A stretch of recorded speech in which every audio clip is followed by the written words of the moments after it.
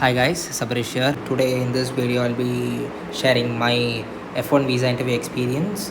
My interview was on 28th of June 2024, and in this video I'll be covering the documents required for the interview and what to carry for the interview, the personal experience that I had inside the embassy, the visa interview questions that were asked to me, and further a few more tips regarding the interview. And let's start it. The documents that will be required, I've classified them into two.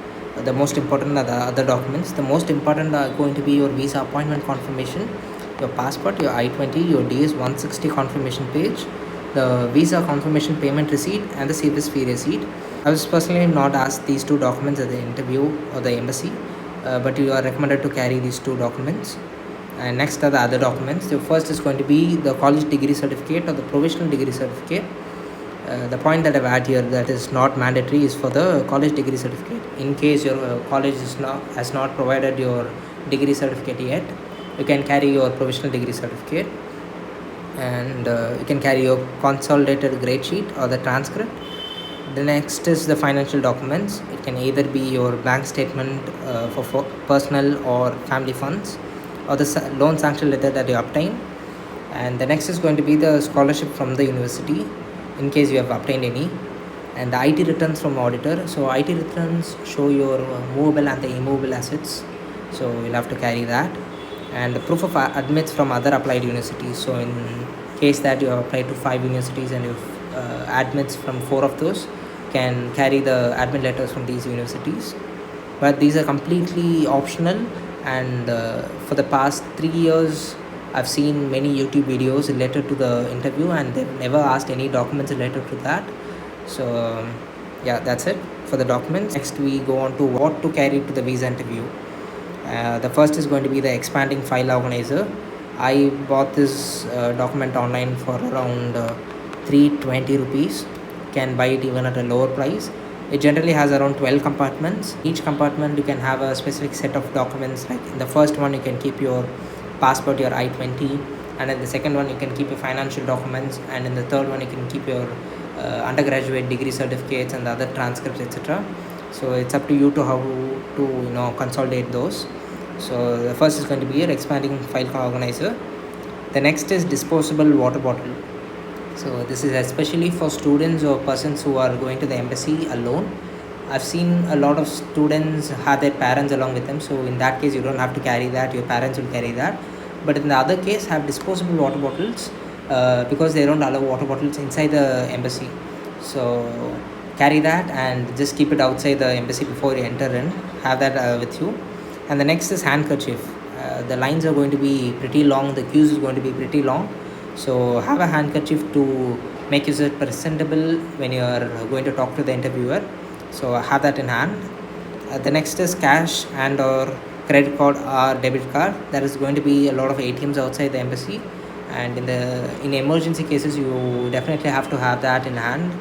So have that. And the wristwatch, I'll recommend you to carry analog watch, as they don't recommend you to carry digital watch inside. So have analog watch to have a note of all the timings that you enter the interview in. Now for my personal interview experience at the Chennai Consulate. So the visa slot time that was provided to me was at 9:30 a.m. I reached the destination by 7 a.m. I know it's pretty early, but I reached the destination because I was new to the location and I didn't want to go to the worst case of being late there. So I reached there by 7 a.m. and I entered the building or the consulate by 8 a.m. I attended the interview by 8:35 a.m. So you can see the time gap here. This was because from 7 a.m. they only allowed 8 and 8:30 slot students. So in the meantime I had to wait there in a separate line, and only after 7:45 I was let inside the embassy. Till then these two time slot students were just allowed in. And yeah, and now I have a it's a primitive sketch of how the consulate is going to be looking like. So this here is the consulate building, and this is the queue that starts outside the building. So the red markings here refers to the officers. So there will be a officer here who will be checking your visa appointment confirmation, the time slot, and he'll be redirecting you to another queue that is outside the building.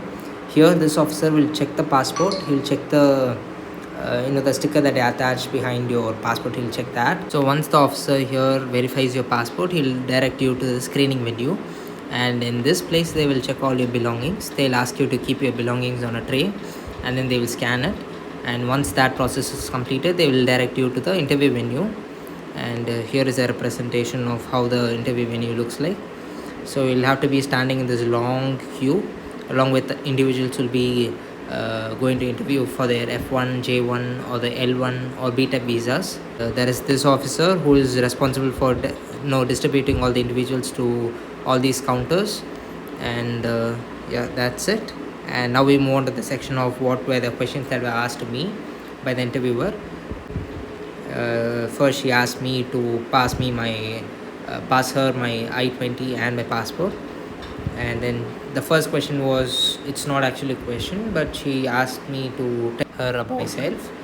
And so I gave an overview of my undergraduate degree. So it's a generic question, and I was not going to be particular about something. So I had to give an overview of my whole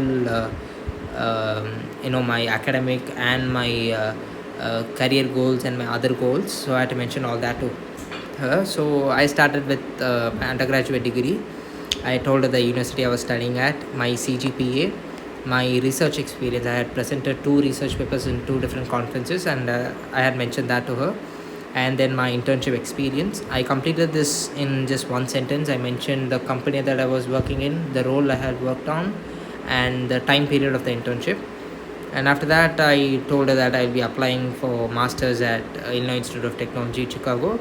And I told her the degree that I wish to pursue on, and I told her that I'm going to pursue to specialize in a specific domain. So this answer took me around 30 seconds. In these 30 seconds, she didn't look up to me once, and I was just talking to her, and she was constantly typing something on her computer. But I was pretty bold in saying all this. So the next question was, why this university? And for this, I started the question. I started the answer by saying that the practical application through research project, which will be done at the university, and the various subjects that were provided at the university.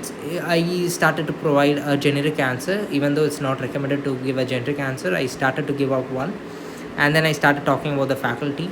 I gave out a name, and as I was going to tell her the subject I was going to teach, she interrupted me, and then she moved on to the next question. She asked me who's funding my education. I told her it's going to be family funding.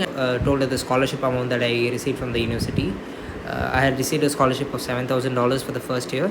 After this, she told me that keep your right hand 4 fingers, and told that my visa is approved. So yeah, it was, on the whole, it was around 2 minutes. The interview was around 2 minutes. This was the questions that were asked to me by the interviewer, and some tips for the interview. Even though mine was not a perfect interview that I had attended, based on the views of others, what I have heard from others, and the rejections I've seen while I was standing at the counter, I can say a few tips. And the first one is, greet the officer with a wide smile, even if he or she has a cold mannerism. The officer that I had was really cold, and the persons who were standing in front of me, the 2 individuals, they got their visa rejected. And even though they had work experience and all the other stuff, they kept on stammering, which is going to be a really disadvantageous point for you, even though you have a good profile on you. So please do not stammer. And yeah, your boldness in answering will show that you didn't prepare for the visa interview. Yeah, that pretty much says all of it. So on the whole, just be bold in answering. Do not give any generic answers. Be specific on the answers that you provide. And specifically for the Chennai Consulate, I've heard from my friends that the questions are more related to the topic that you'll be choosing in your masters, that are the subjects that you are going to choose for your first semester or your first year, what subjects you like. They will be asking you to define a few terms, and they'll be checking that. Yeah, so these are the few points that I've heard from other friends. And yeah, so good luck with the interview, and thank you so much.